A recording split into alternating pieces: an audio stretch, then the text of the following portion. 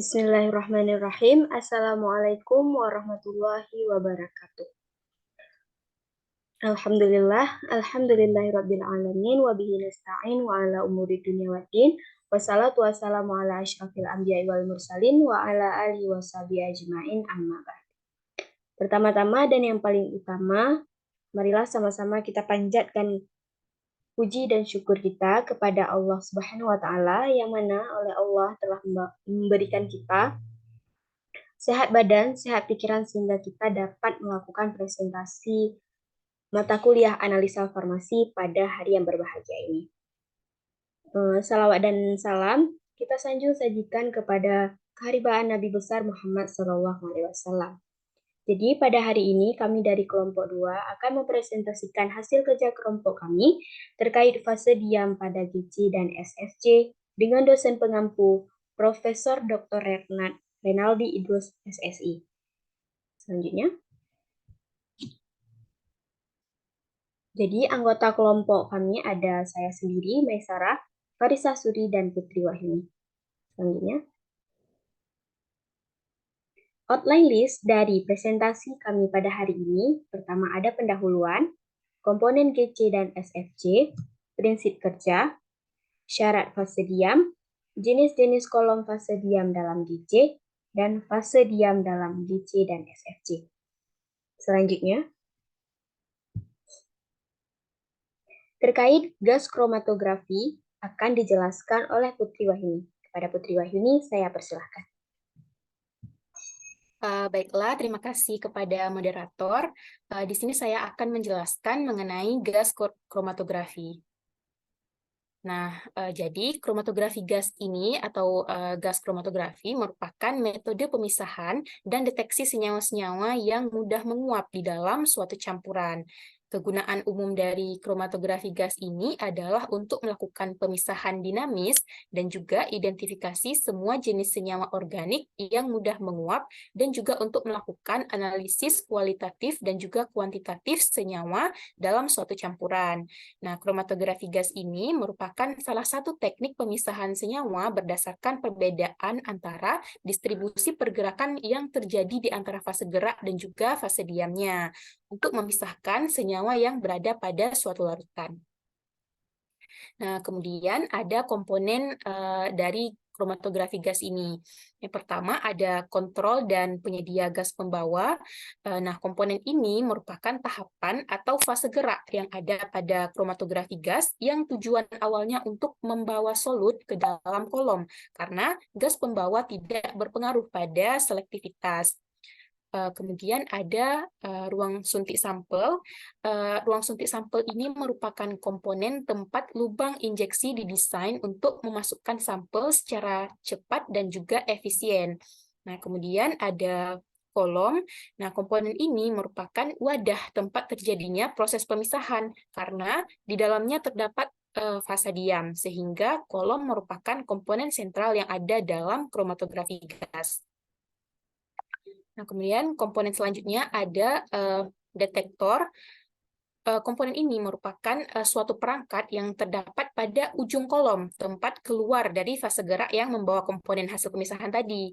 Nah, komponen ini dia tuh punya sensor elektronik yang akan mengubah sinyal gas pembawa dan komponen-komponen yang ada di dalamnya tuh untuk menjadi sinyal elektronik yang berguna untuk analisis kualitatif maupun kuantitatif terhadap komponen-komponen yang terpisah antara fase diam dan juga fase gerak. Kemudian ada komponen selanjutnya ada komputer. Nah, komponen ini biasanya digunakan pada kromatografi yang udah modern dan punya parameter-parameter instrumen yang menampilkan kromatogram dan juga informasi-informasi lain dengan menggunakan grafik yang berwarna.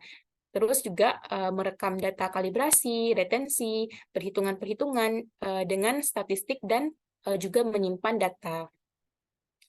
Nah, selanjutnya ada prinsip kerja dari kromatografi gas.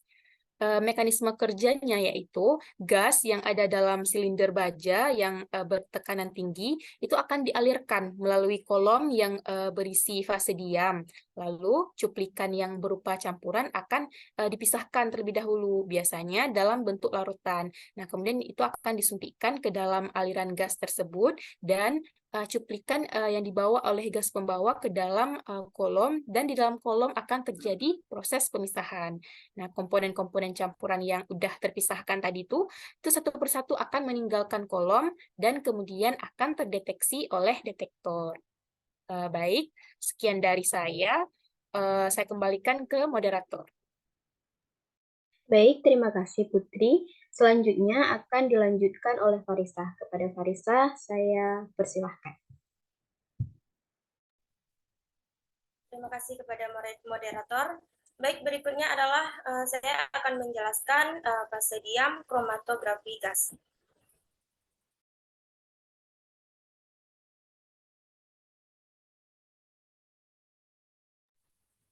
Fase diam adalah cairan dengan titik didih tinggi yang tidak mudah menguap yang terikat pada zat padat penunjangnya. Pemilihan fase diam juga harus disesuaikan dengan sampel yang akan dipisahkan. Untuk sampel yang bersifat polar, sebaiknya digunakan fase diam yang polar. Begitupun untuk sampel yang non-polar, digunakan fase diam yang non-polar agar pemisahan dapat berlangsung lebih sempurna.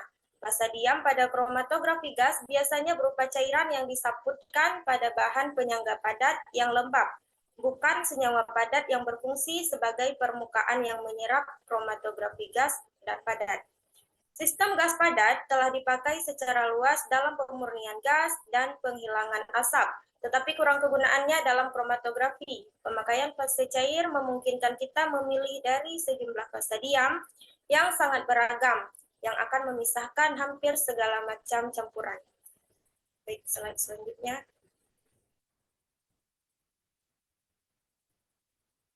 Syarat fase diam, penggunaan H2O dan O2 dalam kromatografi gas dapat menghalangi terbentuknya fase diam sehingga dibutuhkan reducing agent untuk mengurangi gas oksigen pada saat pemurnian gas pembawa. Selanjutnya. Berikut ini ada jenis-jenis kolom fase diam dalam kromatografi gas. Ada 3 jenis. Yang pertama ada kolom kemas, yang kedua ada kolom kapiler, dan yang ketiga ada kolom preparatif. Baik, slide selanjutnya. Slide selanjutnya ini ada supercritical fluid chromatography gas.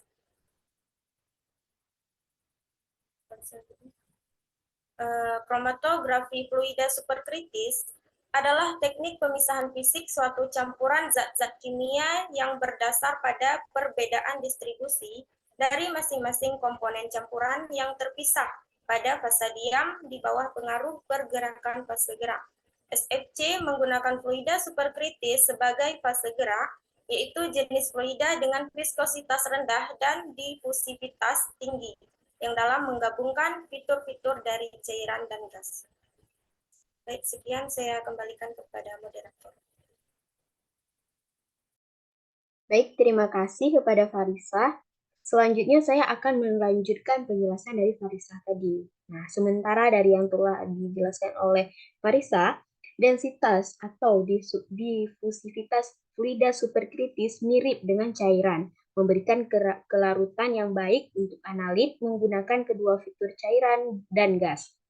SFC dianggap sebagai hibrida GC dan kromatografi cair, kinerja tinggi dan menunjukkan banyak keuntungan seperti efisiensi pemisahan yang tinggi, organik yang rendah, konsumsi pelarut, dan waktu pemisahan yang singkat. Selanjutnya, nah, komponen dari SFC. Pada nomor 1 terdapat silinder dengan CO2, tertampil pada gambar. 2, pompa HPLC, dapat juga dilihat pada gambar nomor 2. Kemudian ada 3, pressure control unit, ada filter di nomor 4, nomor 5 ada manometer, selanjutnya ada nomor 6, on-off valve, kemudian ada nomor 7, valve injection valve, kemudian pada nomor 8 itu adalah kolomnya, pada nomor 9 itu ada restriktornya, kemudian di nomor 10 itu adalah detektor. Nah, setelah nomor 10 detektor, dilanjutkan dengan nomor 11 yang ada PC.